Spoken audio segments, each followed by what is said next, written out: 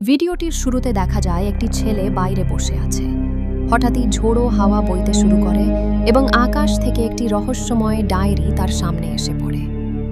ডায়েরিটির ওপরে লেখা ছিল ডেথ নোট। ছেলেটি ডায়েরিটি নিয়ে তার ক্লাসরুমে যায় এবং ভেতরে লেখা নিয়মগুলো পড়তে শুরু করে। সেখানে লেখা ছিল, এই বইয়ে যার নাম লেখা হবে তারই মৃত্যু ঘটবে। প্রথমে ছেলেটি এটি বিশ্বাস করতে পারেনি। হঠাৎই ক্লাসরুমের অন্ধকারে এক ভয়ঙ্কর চেহারার এঞ্জেল অফ ডেথ বা মৃত্যুদূতের আবির্ভাব ঘটে।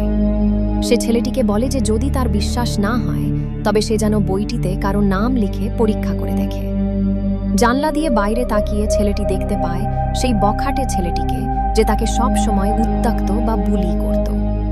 রাগের মাথায় সে ডায়েরিতে ওই ছেলেটির নাম লিখে দেয়। কিছুক্ষণের মধ্যেই সবার চোখের সামনে এক ভয়াবহ দুর্ঘটনার মাধ্যমে ওই বখাটে ছেলেটির মৃত্যু ঘটে।